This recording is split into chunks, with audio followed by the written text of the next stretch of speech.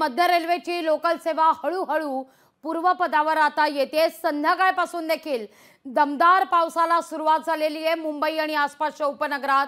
तर local train अजूनही 20 ते 25 मिनिटं विलंबाने धावतायत। त्यामुळे घरी परतणाऱ्या मुंबईकरांचे पुन्हा एकदा हाल होणार असल्याचं म्हटलं जात आहे। प्लॅटफॉर्म देखील खचाखच भरलेला आहे। पावसामुळे लोकल ट्रेन आता विलंबाने धावतीये। तर संध्याकाळपासूनच अंधार केलेल्या मुसळधार पावसाने आता पुन्हा एकदा जोरदार बॅटिंग करायला सुरुवात केलेली आहे। मुंबई आणि आसपासच्या उपनगरामध्ये आता ऑरेंज अलर्ट जारी करण्यात आलेला आहे। सकाळी कसबसं कार्यालय गाठलेल्या मुंबईकरांचे आता घर गाठण्याकरता मात्र देखील मोठी अडचण होणार आहे। आव्हानात्मक असणार आहे परिस्थिती, कारण अद्यापही ट्रेन विलंबानेच धावत आहे। या सगळ्या विषयी अधिक माहिती घेऊया। भांडूपवरून आपल्यासोबत जोडले गेलेले आहेत राजेश गुप्ता, ठाण्यावरून आपल्यासोबत जोडले गेलेले आहेत शुभम कोळी, तर अर्थात पुण्यावरून आपले प्रतिनिधी चंद्रशेखर भांगे देखील आपल्यासोबत जोडले गेलेले। सुरुवातीला थेट जाते ठाण्याला आपले प्रतिनिधी शुभम कोळी यांच्याकडे। शुभम, ठाण्यात नेमकी काय परिस्थिती पाहायला मिळते?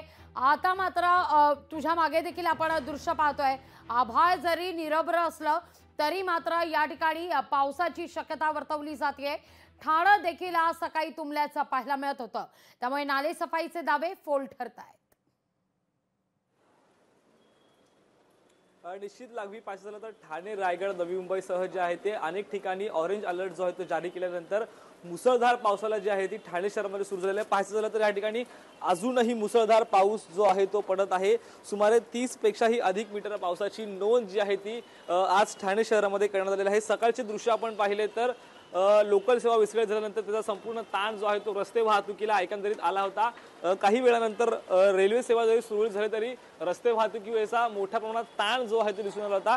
ठाणे शहरामधील आत्ताची आपण स्थिती पाहिली तर विविध ठिकाणी जे आहे ते पाणी साचलं होतं। ते पाणी जे आहे ते सेक्शन पंपच्या सहाय्याने सध्या महापालिका प्रशासन असेल यांनी बाजूला जे आहे ते केलेलं आहे। तरी देखील ठाणे शहरामध्ये रेल्वे सेवेवरती जो ताण जो आहे तो अद्यापही कायमच आहे, कारण रेल्वे सेवा जी आहे ती अजूनही 10 ते 15 मिनिटं थेट कल्याण, डोंबिवली, कसारा, इगतपुरी असेल या मार्गावरती उशिराने धावत आहे। गर्दीचा विचार आपण केला तर गर्दी जी आहे ती नेहमीप्रमाणेच गर्दी आपल्याला दिसून येत आहे, कारण जे चाकरमानी आहेत त्यांनी दुपारीच त्यांचं घर जे आहे ते गाठलेलं आहे। या कारणामुळे कुठेतरी गर्दीचं प्रमाण जे आहे ते एरवीपेक्षा कमी कुठेतरी दिसून येते आणि रस्ते वाहतुकीवरची याचा ताण जो आहे तो पडण्याची शक्यता एकंदरीत वर्तवली जाते। शुभम, मुद्दा लक्षात येतोय।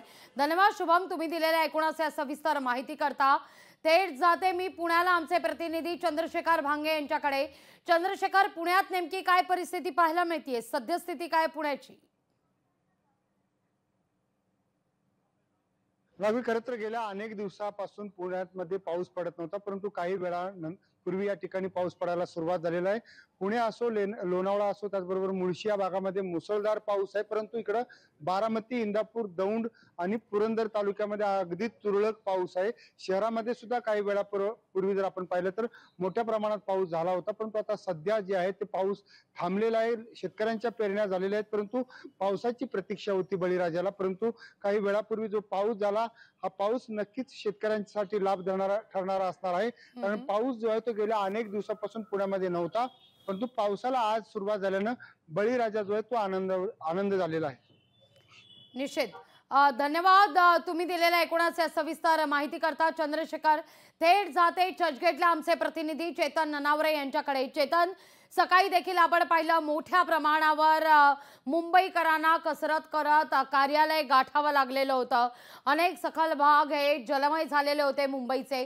तर आता जर आपण संध्याकाळी पाहिलं तर दुपारी 3-3:30 नंतर पुन्हा एकदा दमदार पावसाला सुरुवात झालेली आहे मुंबई आणि आसपासच्या उपनगरात।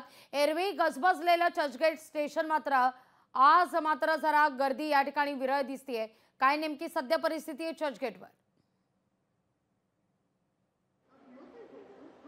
निश्चितच लगवी मी आता चर्चगेट स्टेशनवर उभा आहे आणि मी दाखवू शकतो पश्चिम रेल्वेने मात्र आपलं वेळापत्रक आहे ते योग्यरित्या पाहिल्याचं दिसतंय।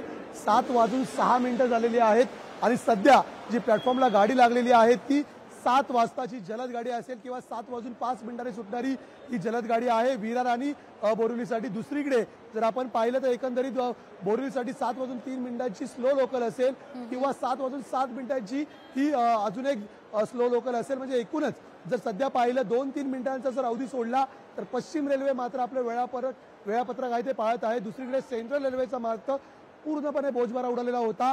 आज सकाळपासून डेक्कन क्वीन असेल, सिंहगड एक्सप्रेस असतील, इंटरसिटी असेल, या सर्व ज्या लांब पल्ल्याच्या गाड्या आहेत त्या रद्द करण्यात आलेल्या होत्या। त्यामुळे विशेषतः उपनगरापासून अगदी महानगरामधून जे या एक्सप्रेस गाड्यांनी दक्षिण मुंबई गाड्या असतात ते कर्मचाऱ्यांची आज कुठेतरी दांडी पडलेली आहे। आणि लोकल रेल्वे जर पाहिली तर अगदी धीम्या गतीने सुरू होती, अनेक लोकल रद्द करण्यात आलेले आहेत। त्यामुळे मध्य रेल्वेवरती मात्र पुरता बोजवाडा उडालेला आहे। त्यामुळे तुर्तास तरी चर्चगेट वरती कुठलीही अतिरिक्त गर्दी दिसत नाहीये, गर्दी थोडी विरळ आहे। मात्र लोकल सेवा सुरळीत असल्यामुळे कुठेतरी लोकल आणि चाकरमान्यांना, लोकल प्रवाशांना हा मोठा दिलासा मानला जात आहे। लागवी निश्चित चेतन, धन्यवाद तुर्तास तुम्ही दिलेल्या एकूणच या सविस्तर माहिती करता। लोकशाही मराठी ऐका, पहा, जागरूक रहा।